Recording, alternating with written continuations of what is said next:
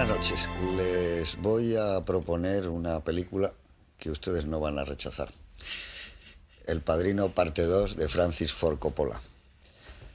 Es, yo diría, una de las mejores películas de la historia del cine. Y dentro de esta saga, de esta cosmogonía del Padrino, para mi gusto, la mejor de las tres. Puede haber peleas entre el Padrino 1 o el Padrino y el Padrino 2, pero yo creo que en cualquier caso cualquiera de ellas queda bastante por encima del Padrino número 3. Es curioso que todavía en ninguna de ellas se haya dicho, no haya querido elegir Francis Coppola la frase más famosa de la novela, esa que dice que un abogado puede con su cartera robar más que 100 o que 1 millón de hombres armados. Pero bueno, yo espero que a lo mejor hay una cuarta entrega y entonces la veremos allí. Como digo, El Padrino 2 es, ustedes lo saben, una secuela del Padrino, la película que Coppola y Mario Puzo escribieron basada en la novela de Puzo y que se estrenó el año 1972 y que fue la película de mayor recaudación hasta ese momento en la historia del cine. Una película que, salvo algunas críticas muy escasas, como Judith Chris, que dijo era una película absurda y que no tenía ningún sentido, y también la otra crítica que apareció en el New York Post diciendo es una película que dentro de 2 o 3 años estará absolutamente olvidada, pues a pesar de estas pequeñas gente que no estaba de acuerdo, El Padrino pasó a ser pues una de las mejores películas que se habían hecho nunca. Nos trajo el perfume y la nostalgia de las películas de gángsters de los años 30, aparte que era una película sobre la familia, sobre el poder, sobre la venganza y sobre esa cosa siciliana que dura ya desde hace 2000 años, como dice Diane Keaton, esa extraña lealtad. Evidentemente la película fue un asombro, una sorpresa, ganó el Oscar, aquel año en que Cabaret partía como favorita, y Charlie Bludo, el que fue presidente de Paramount, trató de convencer, dándole manos limpias absolutamente en todo, a Coppola para que hiciera una segunda película. Le dijo, haremos historia, Francis, será la primera vez que una segunda parte supere a la primera.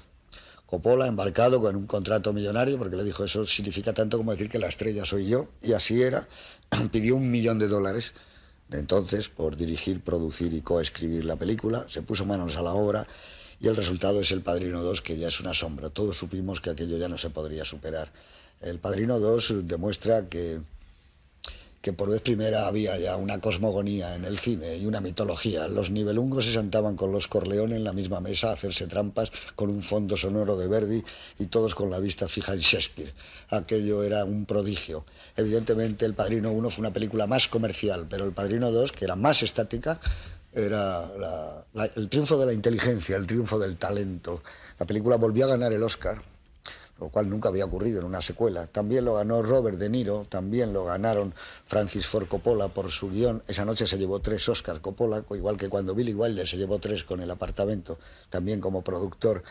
Y bueno, pues es una obra incontestable, maestra y definitiva en la historia del cine. Y sobre todo con una idea tan brillante, porque como ustedes lo saben, la mayoría la han visto, son 2 películas y tuvo que renunciar a una de ellas, o mostrar a Corleone en su primera aventura en América, cuando llega a los Estados Unidos, cuando entra en el puerto y se mete de niño en la isla de Ellis, hacer todo ese primer Vito Corleone, o hacer el segundo, la vida de Mike, el hijo del Padrino. Y tuvo la idea luminosa de decir, vamos a hacer las 2 juntas y las vamos a unir. Y entonces, evidentemente, gracias a un guión portentoso, podemos ver la ampliación del Padrino hacia atrás y hacia adelante. Pero como habrá mucho que hablar del Padrino, ya me estoy alargando, quiero que Miguel Marías, mi amigo Miguel Marías, les dé a ustedes una primera impresión de esta tragedia de nuestro tiempo, de esta obra, de este aliento shakespeariano incontestable, como digo, y bueno, de esta obra maestra del cine de todos los tiempos. Don Miguel Marías, cuando usted quiera, háblenos algo del Padrino 2. ¿Qué hay? Buenas noches. Pues bueno, El Padrino 2 acabas de decir ya un montón de cosas con las que estoy de acuerdo. Yo creo que es no solo la obra maestra de Francis Ford Coppola, que es de los directores, llamémosle, recientes o postclásicos americanos, uno de los que tienen una carrera irregular y con baches y quizá menos prometedor ahora de lo que parecía en los años 70, pero que en los 70 logra hacer, para mi gusto, 3 obras maestras o 4 realmente notables. Yo añadiría a los 2 padrinos de los 70, La conversación, y también Apocalipsis Now. Y, hombre, después ha decaído algo, aunque ahí estoy en desacuerdo contigo. A mí me gusta más el tercer Padrino que el primero. No. Y me parece que las tres forman en conjunto una obra global de un nivel totalmente comparable y arrasador en algún sentido. Creo que lo que tiene más peculiar esta película, que es también para mí, por cierto, la mejor película de gángsters de la historia del cine, incluido Scarface de Hawks o cualquiera de sus antecedentes, y eso ya sé que puede parecer escandaloso siendo un hawksiano y siendo una película posclásica, ¿no? Pero creo que lo que tiene más llamativo es su audacia. Creo que es atreverse a hacer una película de un coste como el de esta, que costó casi el doble o algo parecido que la primera, que al final ha sido un gran negocio también, pero que evidentemente estaba destinada a recaudar menos por su propio planteamiento.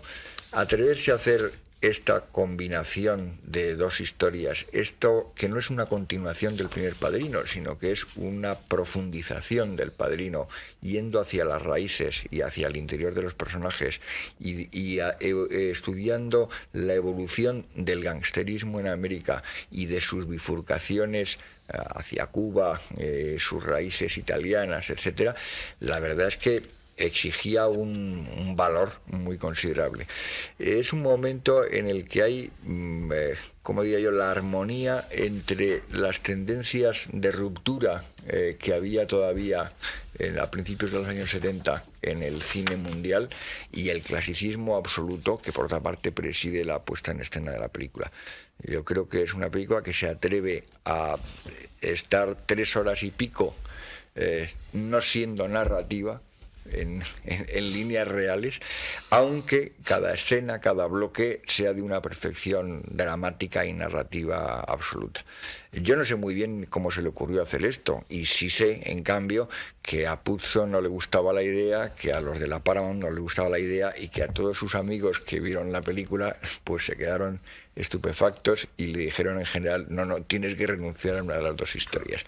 Por ejemplo, su amigo desde la infancia, George Lucas.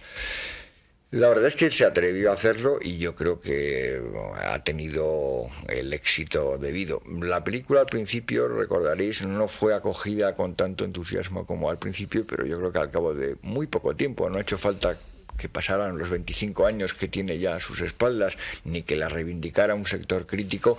Al cabo de un año o algo por el estilo, de repente ya era considerada casi unánimemente una obra maestra, y yo creo que 25 años después y muchas visiones después se mantiene totalmente en pie. Para mí es un misterio cómo está construido este edificio. Creo que es uno de los trabajos más increíbles de la elipsis cinematográfica, y creo que quizá lo que es fundamental es el equilibrio que ha conseguido entre lo que ha decidido mostrar y lo que no ha decidido mostrar. Es, por ejemplo, una de las películas más violentas que he visto, pero al mismo tiempo es una de las películas que menos explotan la violencia, incluso comparada con la primera parte, que tenía elementos de violencia mucho más explícita, como aquello de la cabeza del caballo y otras cosas parecidas. Y menos muertos. Es una película que tiene menos muertos y menos sangre, y cuando hay un auténtico tiroteo en el que no muere nadie, es uno de los tiroteos también más impresionantes que hay. Yo creo que esta especie de dosificación que ha conseguido Coppola es quizá lo que hace que la película alcance esa perfección y además la mantenga a lo largo del tiempo. Pero bueno, como es una película que trata de todos los temas que has dicho y algunos más, porque es una película de una amplitud y de una ambición realmente increíbles, yo lo único que añadiría ahora es que quizá me deja un pozo de melancolía pensar que ni Coppola va a ser capaz de hacer una película como esta, ni creo ya que el cine americano sea capaz de hacer una película como esta. O sea, me da la sensación de que es un poco como la última gran obra maestra del cine americano en algún sentido. Hasta las que me parecen mejores de los últimos tiempos me parecen, digamos, empeños en algún sentido menores. Y eso se puede estar de acuerdo o en desacuerdo con ello, Pero tengo ese temor sobre todo porque el cine ahora se ha hecho muy académico y muy poco atrevido. Y entonces el grado de audacia que por lo menos Coppola, en una posición evidentemente de poder y en la que podía tomar algunos riesgos, se atrevió a correr, me da la sensación de que ahora casi nadie se atreve a hacer estas cosas. Y si la gente no se arriesga, veo siempre difícil que consigan superarse.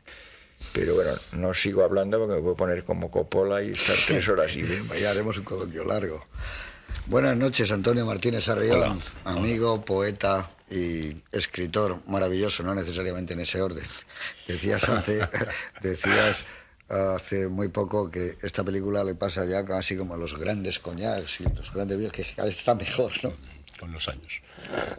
Y eso ocurre a partir de una crisis que el final de los 60 impuso al cine americano, por motivos sabidos por todos, tanto empresariales como políticos, como sociales, de una sociedad revuelta, como iban muriendo casi día por día los grandes clásicos porque tenían más o menos la edad o no los aseguraban las productoras o las compañías de seguros, y no era posible que... Entonces, al final de los 60, realmente los que habíamos amado el gran cine clásico norteamericano no las teníamos nada con nosotros.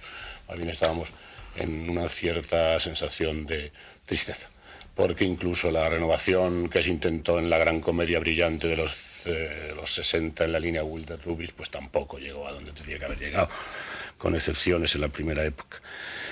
Como yo tengo la edad suficiente, 30 años después puedo hacer mi síntesis, y realmente en lo que respecta al cine americano, uno de los grandes de toda la historia de este arte, pues por lo menos yo veo 3 genios absolutos comparables a los grandes. Es decir, habéis hablado de Coppola como postclásico, pero creo que con el tiempo lo de post desaparecerá y realmente se convertirá en un hombre de la altura de Hawks, que se ha hablado, de la altura de Ford o de la altura de Welles. ¿Por qué? Porque también se ha apuntado, es decir, es uno de los grandes arquitectos, es decir, la capacidad de construcción de Coppola solamente es comparable, y me voy a pasar de hipérbole al constructor de la Catedral de Chartres o alguien así. Luego a eso une, y eso lo ha declarado en repetidas ocasiones, su concepción un poco wagneriana de hacer un espectáculo total, en que se uniera la poesía, la música, el teatro, el propio cine, de manera que en su cabeza estaba a hacer una síntesis muy personal, y la hizo, y la llegó a hacer, entre, vamos a poner, Bayreuth y Hollywood.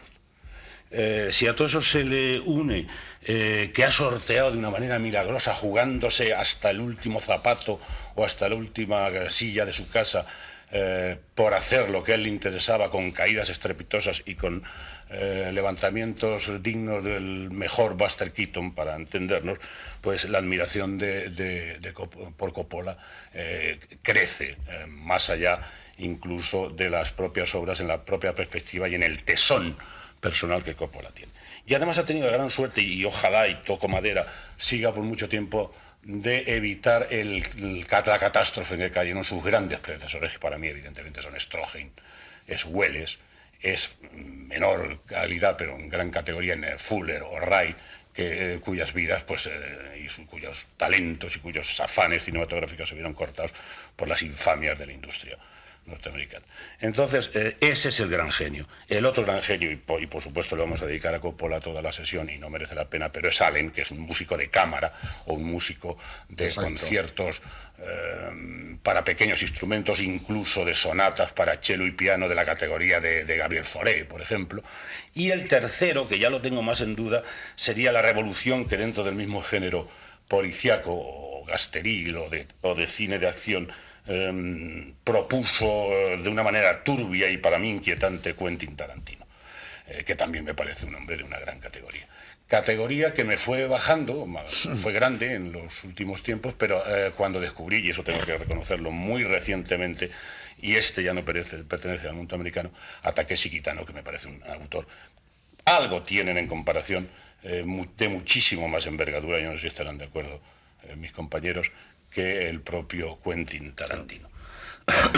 Dicho esto, también disiento del sabio maestro Marías en que no haga otra. Yo tengo la esperanza, quizá infundada, quizá es una desiderata casi infantil de que me pongan mucho los Reyes Magos, que Coppola, que es un hombre de mi edad y la gente de la misma edad tenemos una cierta afinidad, no sé por qué, es decir, la gente que hemos nacido exactamente el mismo año, como es el caso de Coppola y de yo mismo, de que haga un par de obras maestras todavía, hasta los 70 años, un par de obras maestras tan grandes como las tres grandes, que para mí son, o sea, las tres obras de friso histórico único, que son Los Tres Padrinos, Apocalipsis Now y una que no habéis hablado de ella, que a mí me gusta muchísimo, que es Cotton Club. Ah, sí, bueno, y que se puso en este programa y es una maravilla. Una película por dentro. De manera que ese es el futuro de Coppola, que yo le auguro y le deseo para mi propia felicidad y para la felicidad de los espectadores y de los buenos aficionados al cine, que haga un par de truenos absolutos como estos. A mí no me gusta, por ejemplo, creo que fue un fracaso estrepitoso la lectura que hizo del Drácula de Stoker, a mí no me gusta absolutamente nada, y más allá la universidad, el riesgo formal y el riesgo constructor y la experiencia y el no dormirse en los laureles, ir buscando siempre caminos nuevos, y ahí está La Ley de la Calle, que es una especie también de música de cámara. La universidad de Coppola no solamente es formal, sino en los temas, lo que tú has dicho antes, es decir, el análisis del poder, la ambigüedad de la democracia, gravemente cuarteada por las mafias en estos momentos. Coppola, y en la conversación mismo, es una especie de profeta realmente. Él, lo que estoy convencido que no quería ser profeta, pero lo que está diciendo en el año 72-74 se está cumpliendo ahora en toda la sociedad occidental, tanto en el nivel de la comunicación y de sus abusos en la conversación. Ese senador lo conocemos todos. Claro, como la invasión realmente en las finanzas de todos los poderes del narcotráfico, que no eran ni mucho menos así, o por lo menos de esa envergadura, cuando Coppola hizo su célebre trilogía. El mejor Padrino, pues yo tampoco sabría decirlo, a mí me gustan los tres igual, y además me gusta muchísimo tal como los montó, con esa especie de alternancias sapientísimas de ritmo y de composición, que era muy evidente esa bondad cuando se hizo un experimento que me imagino que a muchos de los espectadores, y desde luego yo vi, cuando se hizo una experiencia de contar la película o de montar la película de una manera cronológica, y que para mí disminuía evidentemente el talento de la alternancia del Corleone joven y del viejo, y la interferencia de las escenas. Ya hablaremos de la última, de este segundo Padrino, que es absolutamente portentosa, cuando vuelve de la Segunda Guerra Mundial un joven Michael Corleone que no quería ir por esos caminos. De manera que eso es fabuloso, la capacidad de montar esa película, la concepción constructora de gran arquitecto. Y diría otra cosa más antes de pasar la palabra a los que sigan, que es que especialmente esta película se ha pasado, Los Padrinos se han pasado bastante, que hay que reconocerlo por la televisión, pero especialmente recomendado a aquellos que conocen el argumento de Los Padrinos, y en especial de este Gran Padrino 2, que la vean y que se olviden en gran medida, aunque es difícil olvidarse, de la peripecia, y que vean la precisión absoluta de lo que es un cineasta, desde la dirección de actores hasta el ritmo narrativo, hasta la ambientación, hasta todo absolutamente. De manera que yo no puedo decir más, porque también no acabaría nunca. Muy bien, muchas gracias. Otro escritor, amigo y estupendo también, Juan Manuel de Prada. Hola, buenas noches. Buenas noches. Además, tú no, por edad, no viste El Padrino cuando se estrena, evidentemente, pero luego lo has ido recuperando, supongo que muchas veces. La he repescado veces. En televisión, efectivamente. Sí, la verdad es que a mí lo que me llama la atención de esta película, que considero muy superior a la primera, primero porque es una película menos accesible, es una película más arriesgada, ¿no? Y eso, sin duda alguna, se transparentó luego en la recaudación de la película. Pero sobre todo porque creo que frente al Padrino, que hace un retrato más, digamos, más rudimentario, más primario, en definitiva más accesible al público de lo que era esta gran familia del Padrino, en la segunda introduce pues muchas más ambigüedades morales, ¿no? Frente a la primera película, en la que la familia del Padrino aparecía fundamentalmente como una especie de colectivo heroico, aquí ya la familia Corleone aparece como una familia administradora de muerte, ¿no? Fundamentalmente, una familia mucho más sombría, mucho más tenebrosa. A Francis Ford Coppola le inquietó mucho los juicios que se habían hecho sobre la primera película, en los que se decía, bueno, que se había limitado a hacer una especie como de gran ditirambo o de fascinado ejercicio en torno a esta familia mafiosa, y él quiso hacer una película, como digo, ya con mucha más problemática moral, etcétera, etcétera. Es una película sobre todo en el núcleo que trata en torno a Michael Corleone, el personaje interpretado por Al Pacino, como digo, una película incluso nihilista, con un tono desesperado y muy sombrío. Y es una película que actúa también como una especie de contrapunto. Toda la película yo creo que está montada sobre el contrapunto, ¿no? Con una serie de montajes paralelos, con una serie de casi de pasajes simétricos, ¿no? que establecen vínculos dentro de ella misma, pero también respecto a la película primera, ¿no? Por ejemplo, es muy interesante que ambas películas, más o menos quitando ese fragmento inicial que se va a desarrollar en Sicilia, pero ambas películas comienzan con una gran ceremonia familiar. En el caso de la primera, una boda, en esta la comunión del hijo de Michael. En la tercera también. Efectivamente. Y es muy curioso cómo, por ejemplo, en la primera Marlon Brando recibe a amigos o a miembros de la familia o a ayudantes, a colaboradores, y el trato que mantiene con ellos es un trato paternal, bonancible. Y enseguida descubrimos en esta segunda que el trato que tiene Michael Corleone con sus ayudantes, con sus cooperadores o con las personas con las que mantiene trato es verdaderamente muy tenso, ¿no? Luego existe el contrapunto, digamos, entre las dos películas que tú mencionabas, que es la película de los orígenes de Don Vito Corleone y la película de Michael, ¿no?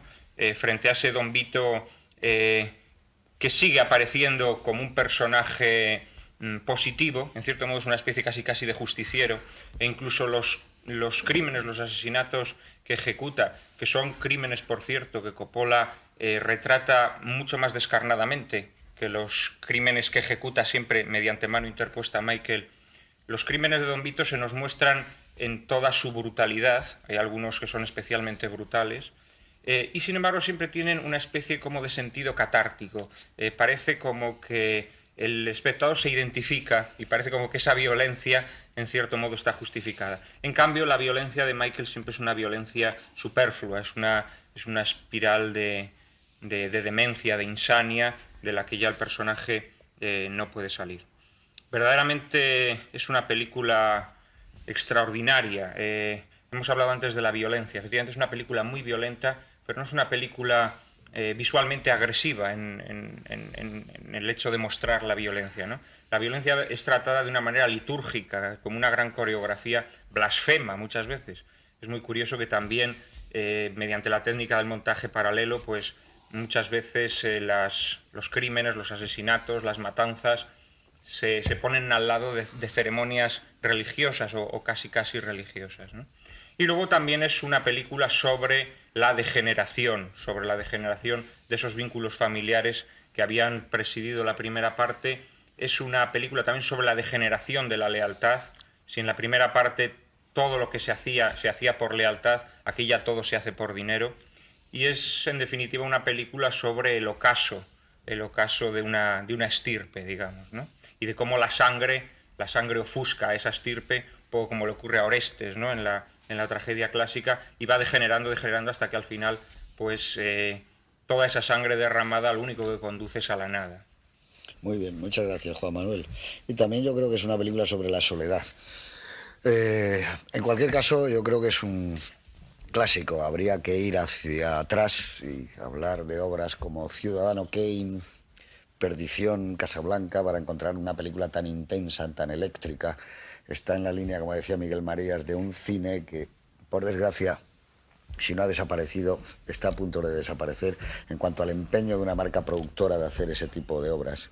Yo vi El Padrino el mes de marzo de 1972 en Nueva York.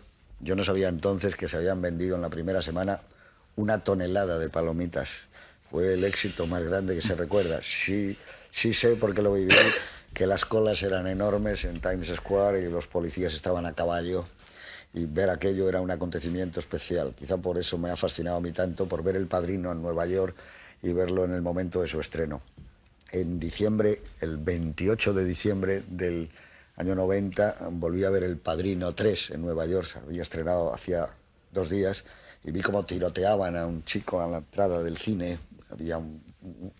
Y caía justo con un Corleone mayor de 60 años, cansado y gastado, que era la imagen que en aquella cartelera enorme tenía Al Pacino. Entre medias está esta película, El Padrino 2. Quizá soy injusto con El Padrino 3. Yo nunca he visto una película con tanta expectación, nunca he tenido tantas ganas de ver una película como El Padrino 3. Es el único capricho que me he permitido en mi vida, ir a Nueva York a ver prácticamente un estreno. Y probablemente es mejor de lo que yo supongo. Pero creo que la penumbra, El Padrino es una obra de penumbras, está más conseguida en las dos primeras. Creo que hay algo que a mí me recuerda en sus mejores momentos las sandalias del pescador en El Padrino 3. Pero bueno, en cualquier caso, estamos hablando de Francis Ford Coppola y de una de las trilogías más grandes de la historia del cine. Es decir, que estamos hablando de una obra que podría ser un 9. Lo que pasa es que acostumbrados a algunas que se han salido del 10 es increíble.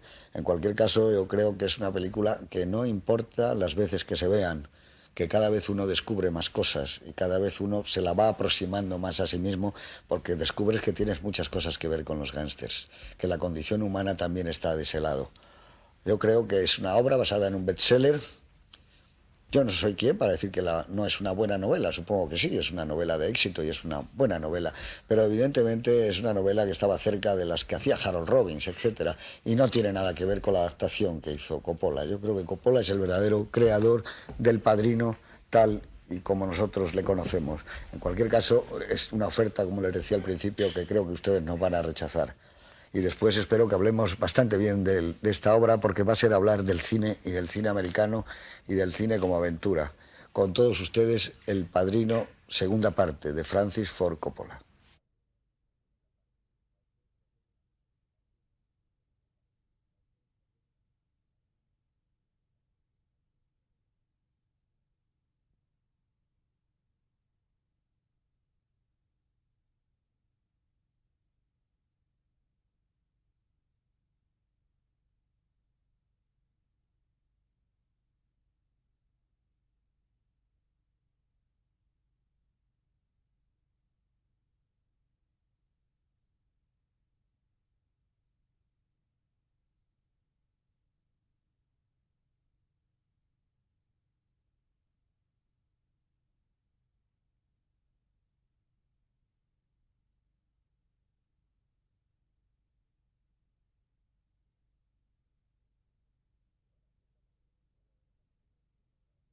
Bueno, aquí estamos, después de haber asistido a la ceremonia del Padrino 2 y habernos metido en el mundo de la familia Corleone.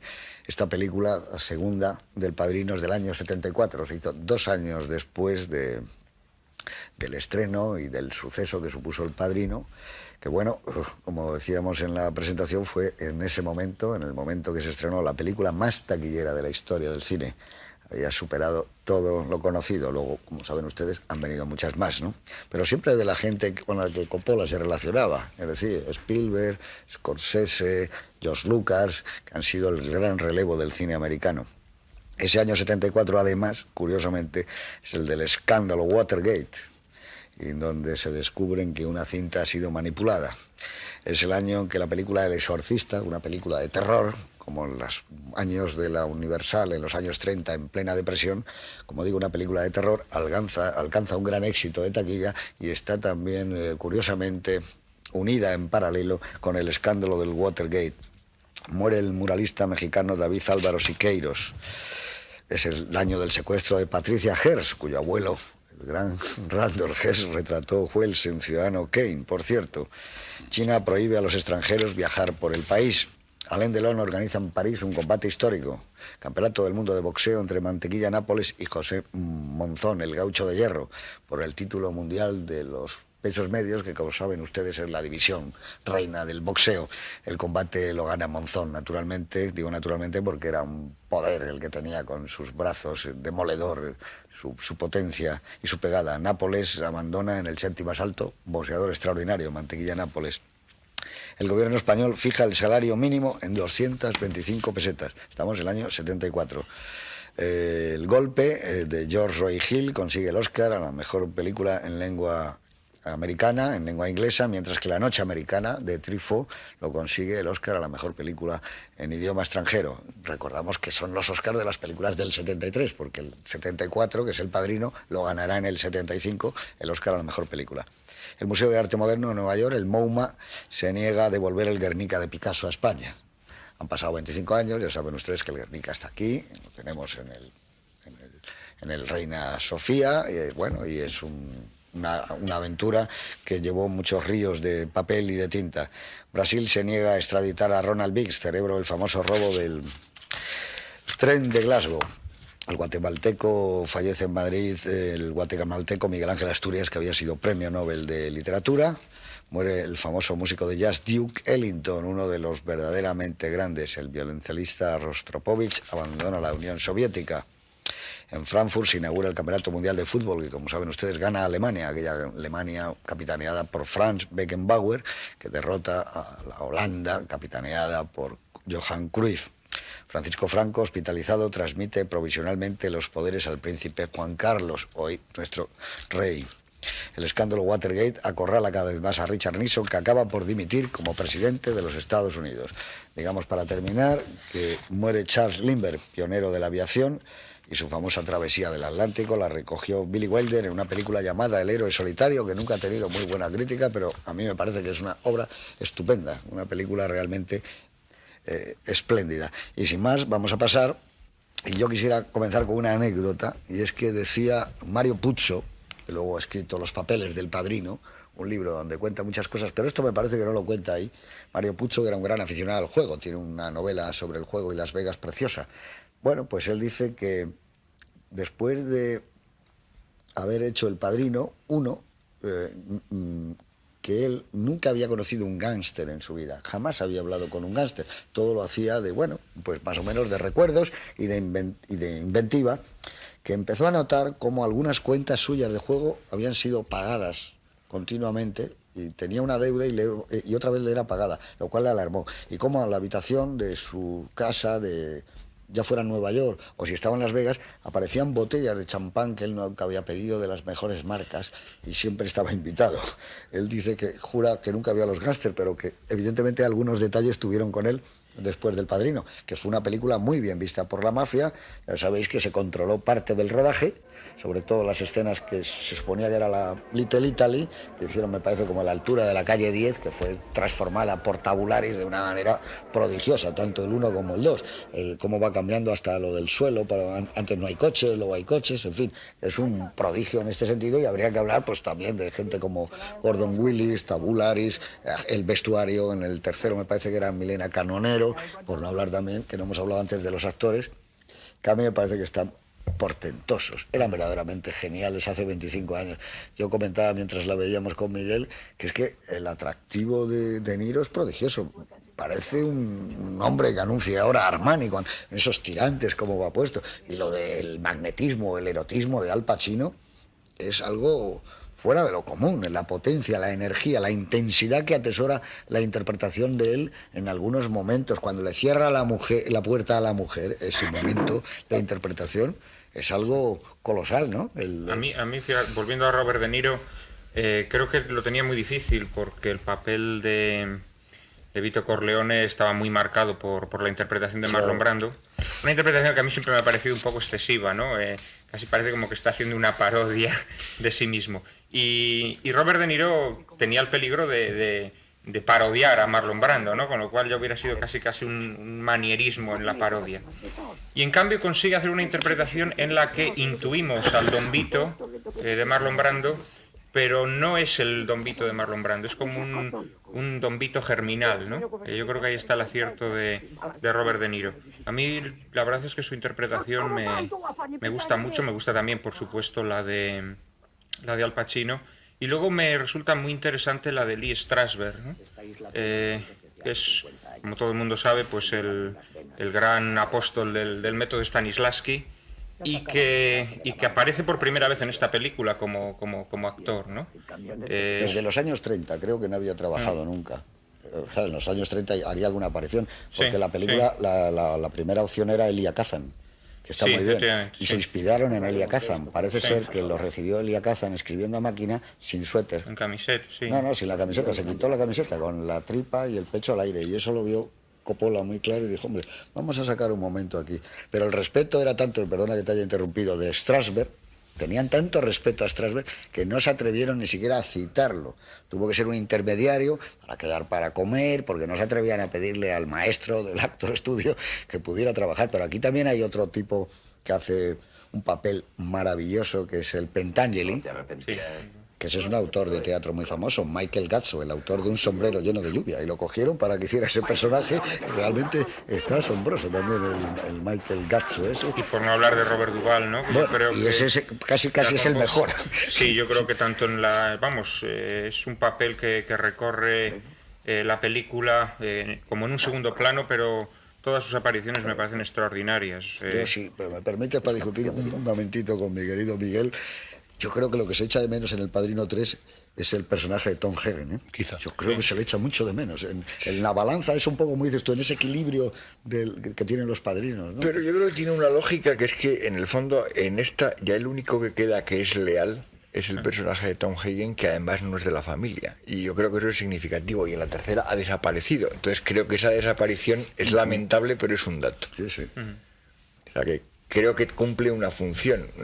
Si quieres, lamentable, porque se le echa menos. Hombre, y también esta es una película que tiene menos apoyo que la primera, de grandes estrellas del viejo Hollywood como Sterling Hayden, etcétera, que salían en la primera. Os habéis dado cuenta, y las podemos recuperar, que por ejemplo el protagonista de París, Texas, Harry Dean Stanton, es el guardaespaldas de él ante el Senado. Sí. Danny Aiello, que ahora es un actor muy famoso, es uno de los hermanos Rosato, el que le coge a Pentangeli. Bueno, luego está Troy Donahue, claro. Sí, que es una recuperación curiosa. Sí. Y yo creo que no hay que olvidar tampoco esos homenajes pequeños que tiene, como la presencia de Roger Corman como uno de los senadores que investigan por allí, de Phil Feldman, que fue el productor de You're a Big Boy Now, y cosas de ese tipo, pero que digamos que son juegos privados, pero que al mismo tiempo cumplen perfectamente su función, porque lo que no hay es nunca una intrusión por hacer un homenaje en medio de lo que sería, digámosle, la verosimilitud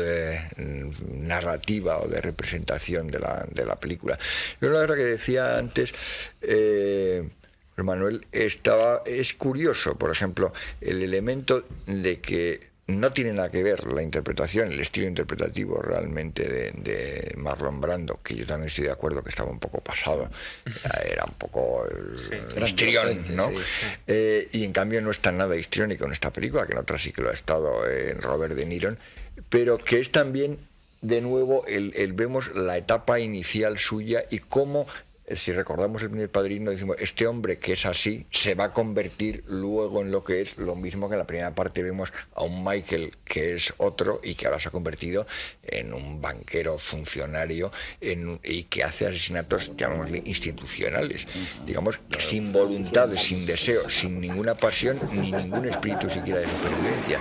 Es una cosa de estrategia y como si fuera algo decidido fuera de él. Pero lo que tiene más llamativo es esa frialdad, que lo da muy bien además con la sobriedad con que interpreta todo el rato, y que de vez en cuando tiene esos arranques terribles, silenciosos y mudos, como cuando efectivamente le cierra la puerta detrás sin decir una palabra, que es un momento de una dureza el increíble. Abrazo al hermano, o el abrazo al hermano y el beso de la muerte, diciéndole me ha roto el corazón. Realmente es también un momento fantástico. Y no hay que olvidar Cazale, que está también estupendo. Un sombrerito cuando está con el chico ya en el muelle, está Cazale ahí, impresionante, cuando ya le dice, no, que te vas con tu padre. Ese es un momento escalofriante, lo que está rodado en el lago Tahoe.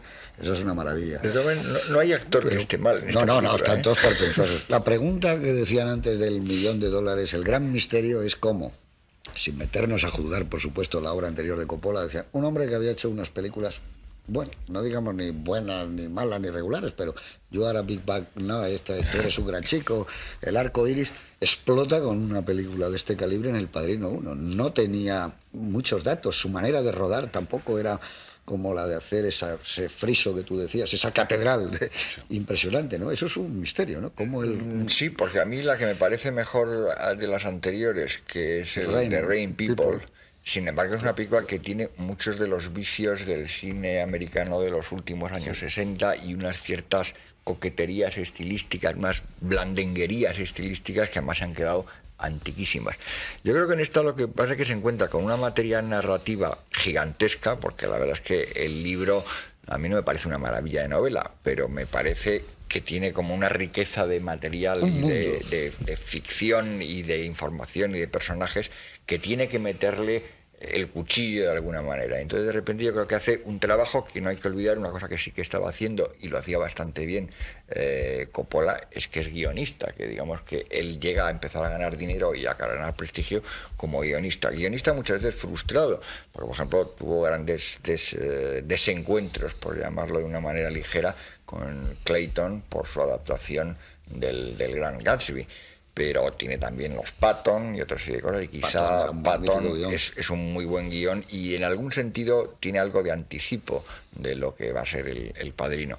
Yo creo que ahí hace un trabajo de disección y de intentar construir un mundo físico, que es algo que hay que construir en una película, que a veces hay novelas muy atractivas, pero que son un mundo realmente de papel y de palabras, y que es como un castillo de naipes, que si no le haces una recreación, esto se hunde en el momento en que intentas convertirlo en escenas dramáticas, dialogadas, etcétera. Yo creo que ahí usó lo mismo que usó como un bisturí para empezar a recortar pedazos de la y reconstruirlo, volvió un poco al clasicismo. En ese sentido, te he dicho antes posclásico, que es posclásico, digamos, temporalmente, cronológicamente Coppola, pero lo que tiene realmente de grande en el primer Coppola es que es una recuperación de la forma del cine clásico americano que llevaba como 10 años casi desaparecido, casi herrumbroso, y que de repente en este momento resurge con un vigor y con una energía realmente increíble. Y desde luego hay un salto cualitativo con respecto a las anteriores, que es por lo que destacaba los años 70 como el periodo, digamos, de esplendor de este hombre. Si me permitís, yo quisiera volver a algo que me ha gustado mucho de lo que habéis contado. Es decir, la disimilitud de las interpretaciones del gran De Niro, que es mi actor favorito, tengo que confesarlo en estos momentos, de todo el cine mundial, respecto al Brando y sus ciertas tendencias a autoimitarse o al manierismo, al exceso, etc. Sin embargo, es decir, no está tan lejano en la composición del joven Corleone los modos de Don Vito en su vejez. Daos cuenta que a reflexionar, que cuando se empieza a establecer, ya una vez que mata al de la mano negra, al tipo vestido de blanco, al Fanucci, y se establece ya en su pequeño despacho y tal, el De Niro adopta exactamente la misma gesto que Don Vito Corleone en el primer Padrino. Es decir, es exactamente lo mismo. Y si a eso se aúna ese susurro que a mí me parece fascinante de los dos Vitos, el viejo, yo decir, cada vez que la veo, incluso doblada, esas cosas, ese susurro suave de los dos hombres, viejo y joven, que es Don Vito Corleone, me extasía realmente. Además, han hecho un doblaje portentoso, absolutamente portentoso. Entonces hay veces que nos metemos también con el doblaje, pero... y luego actuar de esa manera tan absolutamente contundente, de haber dicho, pues sí, es decir, Don Vito Corleone respecto a Michael ha pasado el tiempo, actúa por personas interpuestas, no es tan brutal, pero es decir, los tránsitos de la suavidad Corleone a la violencia Corleone en Don Vito joven y viejo son tremendos. Solo comparables a otra película maravillosa y magistral, que yo no sé hasta qué punto influyó en los viejos maestros, como suele, los jóvenes maestros, como que a mí me gusta mucho y que tampoco yo creo que tenga mucha aceptación. A mí El honor de los Prizzi de Huston me parece una obra absolutamente sensacional. Y el viejo Prizzi, naturalmente, también funciona en ese registro de hombre aparentemente débil y suave, pero que es una especie de bestia asesina desatada, ¿no? Y es una obra de un Huston como de 30 años. Yo creo que, yo no sé hasta qué punto el viejo Huston se permitió ser influido por la puesta en escena o la concepción renovada y renovadísima que Coppola tuvo en Los Padrinos, pero desde luego, es decir, yo veo puntos de afinidad. No ya por el argumento, sino por el tratamiento. Lo que resulta asombroso, que decía Miguel, lo del clasicismo. En un mundo ahora, por ejemplo, con steadicams, con cámaras en mano, con unas grúas inverosímiles, el oficio, el uso del oficio tan maravillosamente dado en esta película. Por ejemplo, ves un plano en Little Italy y él va cruzando, lo vas viendo de espaldas, se aleja, no lo persigue, no hace falta, lo va dejando hasta un momento determinado. A mí me recuerdan, me parecen casi documentales, y me recuerdan The Musketeers of Pig Alley de Griffith del año 12, que hay las mismas calles, los mismos tipos, y eso está filmado casi como lo podría hacer Griffith. Sí. Es una película, es curioso, es muy clásica porque efectivamente yo creo que Coppola es un autor en cierto modo barroco, ¿no? Yo creo que antes Martínez Sarrión lo comparó muy acertadamente con gente como Stroheim, ¿no? Y sin embargo esta película es muy clásica, es decir, no hay movimientos de cámara excesivos, no hay grandes innovaciones, digamos, el montaje es muy a lo Einstein, muy a lo Griffith, muy clásico. No, lo que entra en ruptura es en la estructura narrativa, que es lo que es totalmente contrario a las normas del cine americano, ¿no? Sí, pero vamos, que no es rococó, no hay movimientos de cámara, no hay un barroquismo formal. Tampoco movía mucho la cámara Stroheim. Planos contra... hay una película de Stroheim que no utiliza más que plano contra plano. No sé si es La Reina Kelly o no sé cuál es, no hay ni una grúa, tampoco. Pero aquí lo que hay es una utilización del espacio prodigioso. Hay momentos que él saca un partido, por ejemplo, yo casi creo que en Los Tres Padrinos, a él le gusta mucho empezar, como tú lo citabas antes, ¿no? En una es una comunión, que es esta, en otra es una fiesta, una boda, en otra es una chica, un viaje, pero el partido que él saca a los hospitales, cuando va Michael, que su padre está en el hospital, aquí el hospital donde está Hain Road, es maravilloso ese mundo del hospital, los bares, hay un momento en que a este tipo que se llama Brasi, lo matan ahogándolo, igual que aquí también está eso, la silla vacía del principio de las películas, el tratamiento de Sicilia, hay como unos continuos ritornelos en su obra, donde él sabe que va a dar el máximo de ese mundo.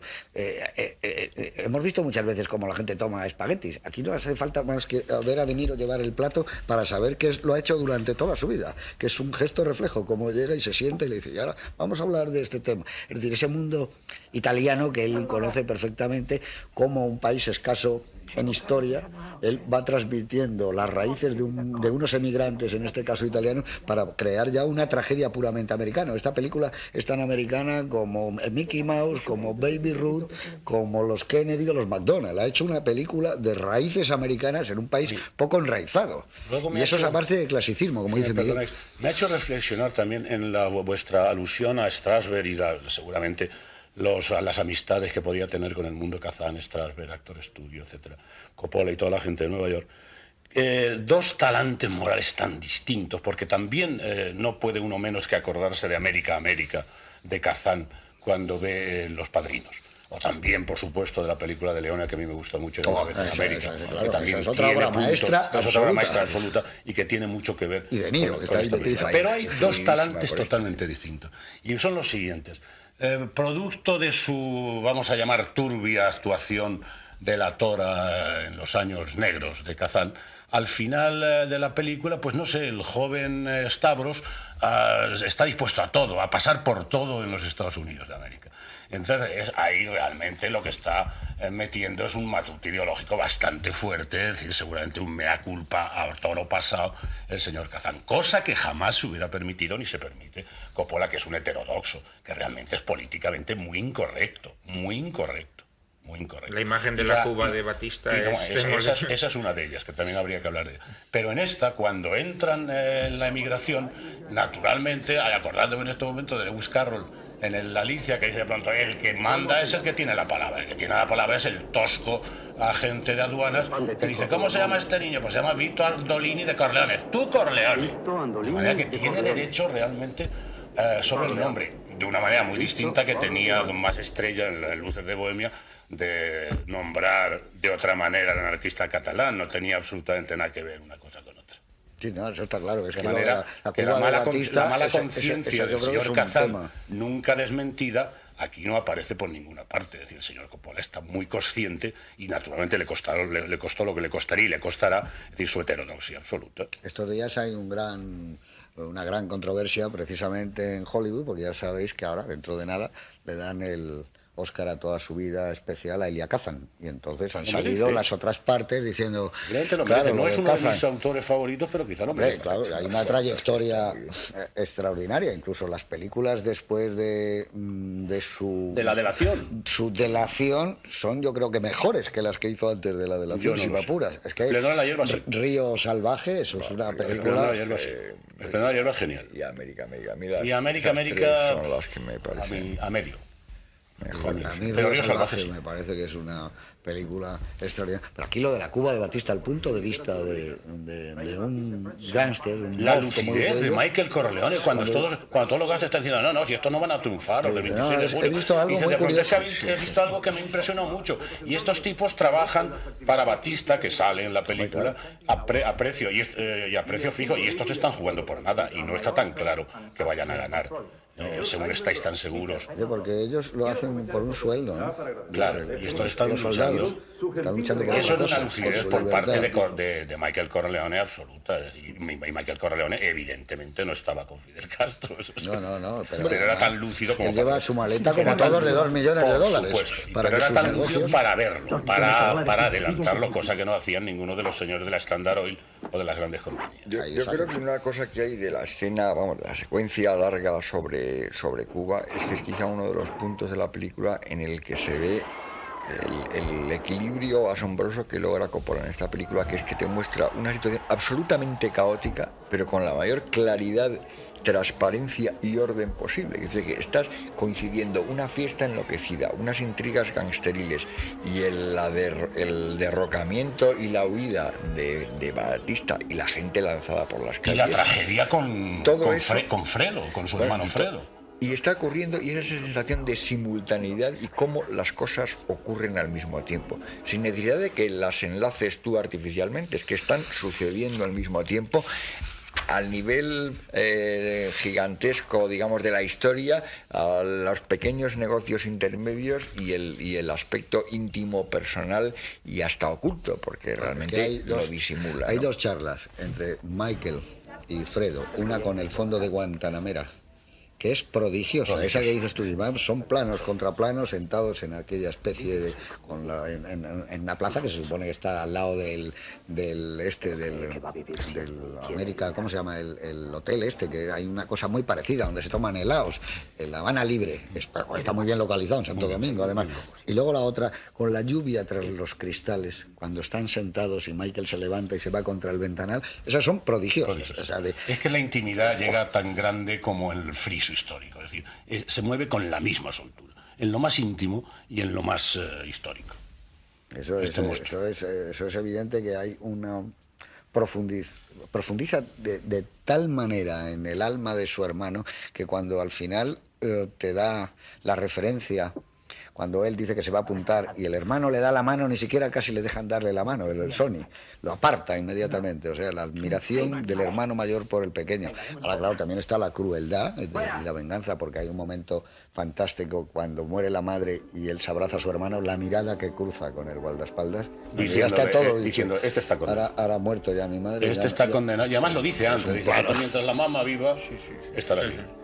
Respondes con tu vida, le dice, de que no le pase nada, ¿no? Es curioso porque todos los crímenes que ordena hacia el final de la película Michael son crímenes inútiles ya. O los crímenes que promueve son crímenes que no tienen ningún sentido. Has ganado, ¿no? Es lo que nunca se le debe de perdonar, yo creo.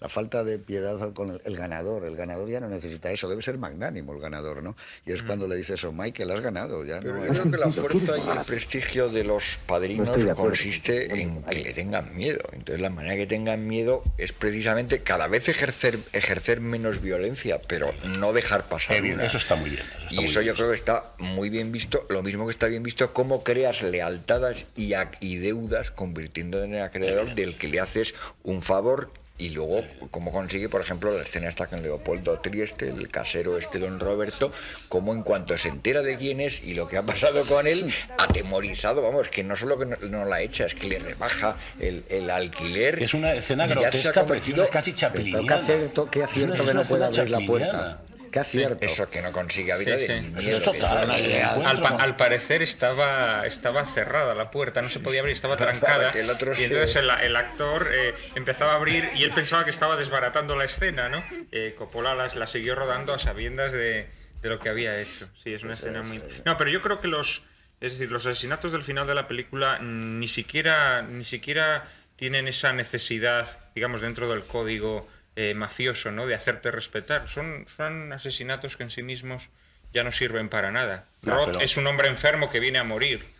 Sí, pero es Pero lo que distinto decía que Miguel, muera lo que es tú muy sagaz, le es muy ejecutas. sagaz. Si tú estás con todo el poder controlado, y tengo que hablar del dictador Franco aquí, o sea que él no se movía ni una rata o prácticamente nada, seguía imponiéndose por el terror. Es la Y falta de magnanimidad del necesitan vencedor. imponer el miedo, aunque no sea el crimen tan seguido. Yo creo que tampoco hace falta ya, porque se va a callar cuando le han traído al pariente desde Italia, el testigo amistoso se desdice de todas sus declaraciones. Al fin y al cabo, pero sin embargo ha cometido una infracción en el código que antiguamente era de honor. En este momento ya no es de honor siquiera, es de sumisión puramente, y como lo ha al fin y al violado... cabo, la estructura mafiosa es suicidas, una ¿no? estructura fascista, evidentemente, como se preocupó muy bien Bertolt Brecht de señalar cuando en las óperas de 3 centavos y en la Arturo Ui comparó naturalmente, es decir, el ascenso hitleriano con modelos gasteriles. Es que al final de Chicago, la imagen de Michael Corleone es Hitler. Por supuesto. Solo. Y la soledad, por como eso decía, en su búnker. Por supuesto. Ese Oye, plano es como fantástico, lo en que termina la película. lo del suicidio de Rommel y ese tipo de cosas, ¿no? Es Eso un poco es. decirle, bueno, los Roman, esta escena que Pero eso es muy consciente, Coppola, Coppola, es decir, de los paralelismos entre el gasterismo y el nazismo, es totalmente consciente, y de que por ahí la democracia se deteriora y se desmorona. Yo creo que una de las grandes ventajas de Coppola es la perspectiva con la que habla sobre los gángsters. Es decir, que hasta ahora yo creo que las mejores películas sobre los gángsters eran películas contemporáneas con el gangsterismo, como Scarface, El enemigo público, etcétera, pero que son películas que están ocurriendo mientras estaban vivos y libres. Claro, mientras Al estaban Capone pasando y compañía, las y matanzas. mientras en los periódicos estaban ocurriendo. Pero no había evidentemente perspectiva.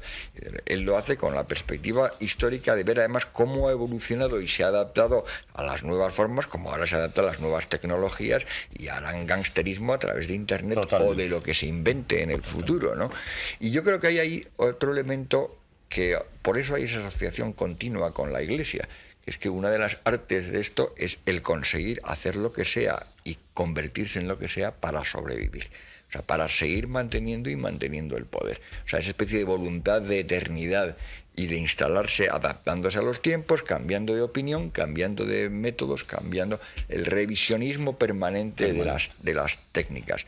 Y entonces esa táctica que tiene, la verdad es que el convertido en gángster a su pesar, impuesto, digamos, por la familia y porque le ha caído esto, que tiene el primer Corleone, el primer Michael Corleone de la primera parte del Padrino, y luego al final ya se ha convertido realmente hasta en una pieza de un mecanismo. Sí, es el rector de la pieza del mecanismo. Claro, pero si él además era el que no era eso, cuando su padre decía, tengo grandes planes para ti, Michael, dice, no, pero yo no quiero ser como tú, le decía.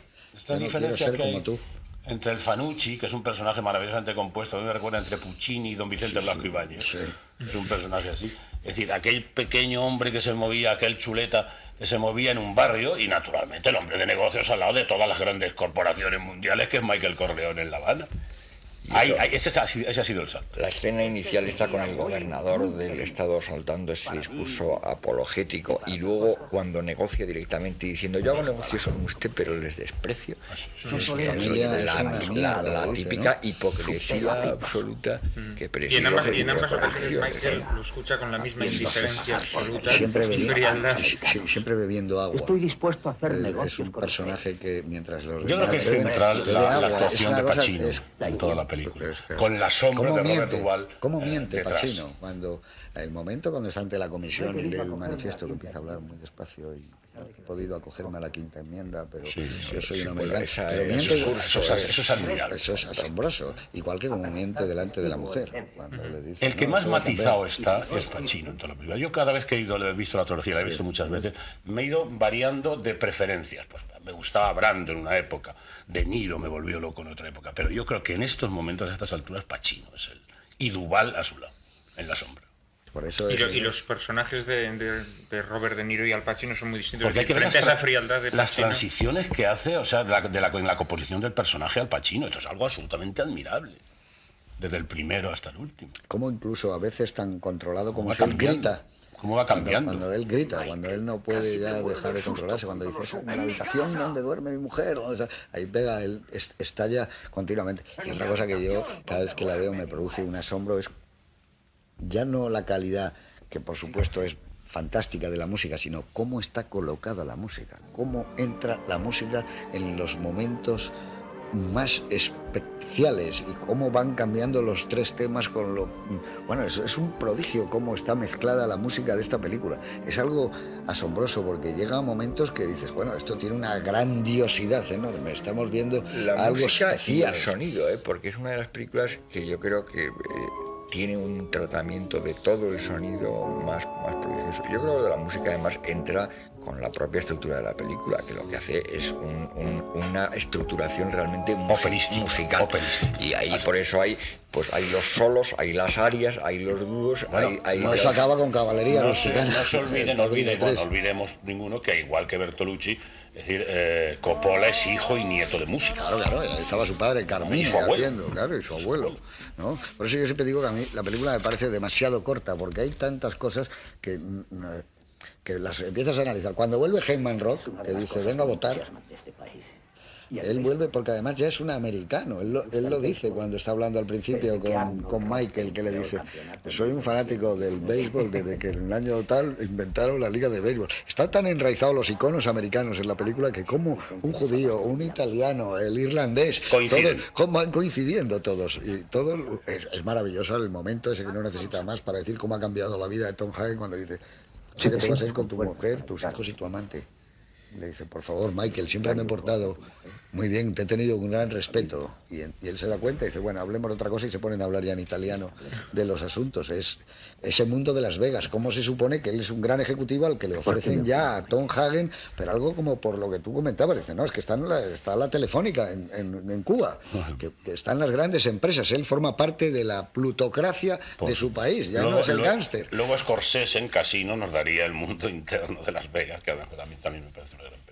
Sí, pero yo creo que no tiene el calado, o sea, igual que lo tiene... no es tan gran cineasta igual Scorsese. Que Érase una vez América tiene este calado, yo creo que tiene el mismo calado, y además yo creo que además parte del calado lo da la cara de Niro y su fisicidad.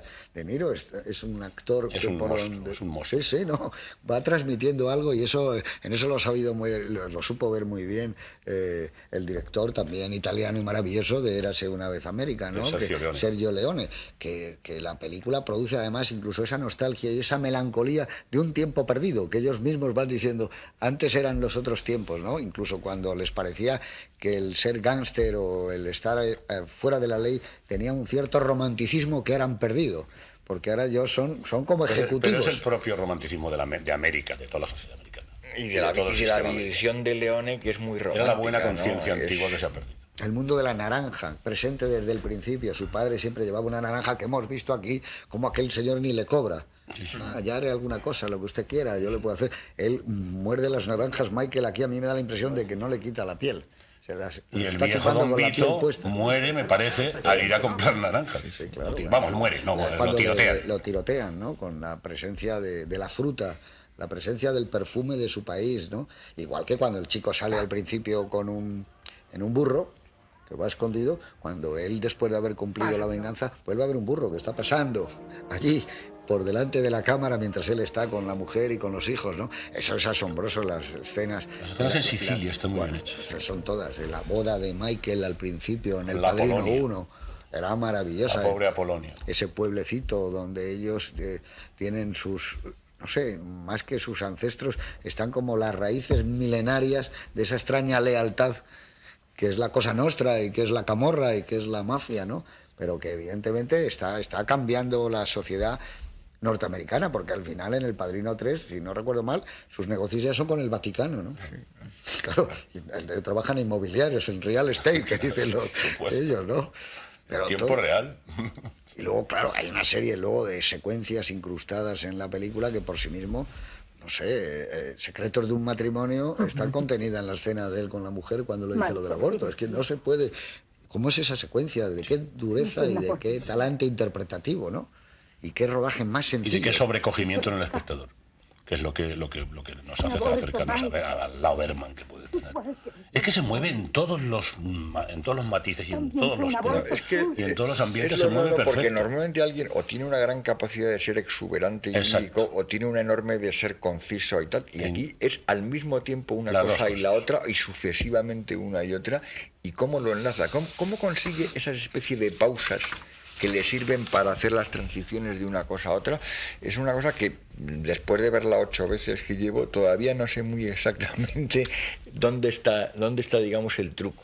Es que una película que empieza, y nada más empezar, hay ese plano donde está la viuda con el ataúd, que se han ido todo con las desbandadas, con los disparos, y dice, bueno, esto ya Salvatore Giuliano está en este plano, bueno, ya lo tengo todo. El niño Andolini mirando a la madre cuando le está diciendo, el chico no está bien, las miradas, dice, bueno, esto, el calado con el que empieza esta película ya no me... Bueno, él sabía mucho de cine porque estudió en la UCLA, etcétera. Sí, la llegada del niño Vito a Nueva York, ¿no? A la isla de Ellis, y toda esa soledad del niño cuando está en cuarentena, ¿no? Curando su viruela, con esa luz que entra por la ventana. El plano en que entra en campo la Estatua de la Libertad, que por lo visto lo hicieron luego, ese plano del barco y de ellos mirando, a mí me recordaba las viejas estampas del Corazón, del Mundo de Amici, los emigrantes que iban, y América. De todas maneras, lo que es notable es que si tú analizas casi todo lo que hay en esta película, lo has visto incluso muchas veces. Sin embargo, consigue que lo veas como por primera vez y de una manera distinta, y además dándole la vuelta en algún sitio. Es como si te enseñara al mismo tiempo la imagen, la foto de recuerdo del álbum familiar y la radiografía. Esa es la grandeza de él, porque él además reconoce muchas veces que él bebe de los maestros, a veces de una manera descarada, ¿no? Pero cómo consigue que eso no se quede en el puro homenaje, en el homenaje estéril, ¿no? O en la cita... Porque hay emoción. Efectivamente. Hay emoción, ¿no? La emoción lo traspasa. Esta es una película de 3 horas y 20, que es muy difícil escribir, no ya elegir un plano o una secuencia, pero a ver, tenemos que hacerlo. A mí lo que más me gusta es el momento de la ejecución de Fredo. Digamos, ese momento en que hay esa síntesis que él está viendo desde la vitrina de la mansión y todo eso, pero lo que pasa es que eso es una escena que no es una escena, es como la confluencia del momento final, ¿no? Pero para coger una cosa quizá más sencilla, el momento absolutamente brutal para mi gusto y mudo del cierre de la puerta a la Yanguita. Es un momento de los más violentos para mí de toda la película. Sobre todo, y aquí sí es de las veces que, digamos que es una película que puedes prescindir, incluso no haber visto la primera parte, pero en este momento, si recuerdas todo el noviazgo de la primera parte, el que se ha llegado a eso te explica el plano final. Esos novios que habían salido de ver las campanas de Santa María del Radio City, que él habla desde una cabina. Y que han desafiado el que no era italiana y que todas esas historias. Y ella al meterse en medio de esa familia. Es prodigioso. Y ya para ti, dime una Yo tengo escena. que repetir, es decir, en toda la gran apocalipsis del hundimiento de Batista, el momento en que Michael le dice a Fredo, me has roto el corazón, me has roto el corazón, me has roto el corazón. En medio del nuevo año. Nos vamos, me has roto el corazón 2 veces, le dice eso, a mí me escalofrío. Eso es escalofriante, y el beso. El beso y el me has roto el corazón. Me has roto el corazón, Fredo. ¿Para ti? Bueno, pues yo me quedaría con la escena en la que Robert Duvall acude al barracón en el que está confinado Pentangeli, se llama, ¿verdad?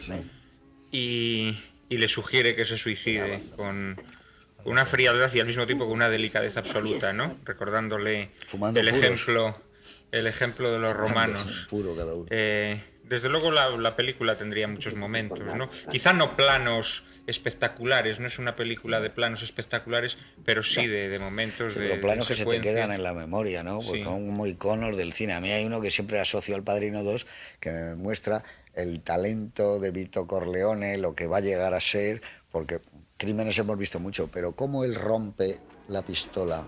Y la mete, pero no, la mete en varios sitios, para que nunca pueda quedar un sitio de otro. Bueno, todo ese recorrido por los tejados. Eso es maravilloso. Cuando afloja la bombilla esa para que el otro procesión se mosquee y aprovecha para matarles. O del Fanucci, los episodios del Fanucci. Y está fantástico. El sombrero puesto y dice, he visto que solo hay $100, ¿no? Pero todo ese mundo de la procesión, el día de fiesta en la Little Italy, él va por arriba, Eso el es otro va abajo. majestuoso, Eso es Bueno, eso es, no se había visto, yo creo. Y no el se había disparo visto. con el que lo remata es brutal. Yo creo que es uno de los disparos más brutales que se ha visto. Tanto que se incendia eso que se prende el trapo. Y tanto que se quitó en el pase por televisión de las... Y sin cuando embargo, se pasó. los asesinatos de Michael son mucho menos brutales porque casi ni se ven, ¿no? Sin embargo, nos resultan mucho más repulsivos, ¿no? Que los de Hay Robert uno de De Niro. los mejores guardaespaldas de la historia del cine, que es el de Michael en La Habana. Ese es prodigioso, No, cómo se mueve ese hombre. este hombre que parece un payaso de luto. Es una cara fantástica. Ese es un hombre Realmente alarmante. prodigioso, cómo camina, cómo se mueve, no dice nada, la frialdad con que va a ejecutar a El Heyman juego de Rock, miradas siempre entre Michael y sus esbirros, ¿no? cómo está elegido la tarta, mirarla todas, cómo ejerce. Por cierto, eran camiones de tu padre, Michael. Pero cómo él va, y la astucia de Corleone, de cuando dice, yo no he dado la orden. Dice, claro, yo he dicho que le iba a matar yo, pero no que lo fueran a matar los hermanos Rosato. Todo eso está maravillosamente ensamblado. Y luego el prodigio.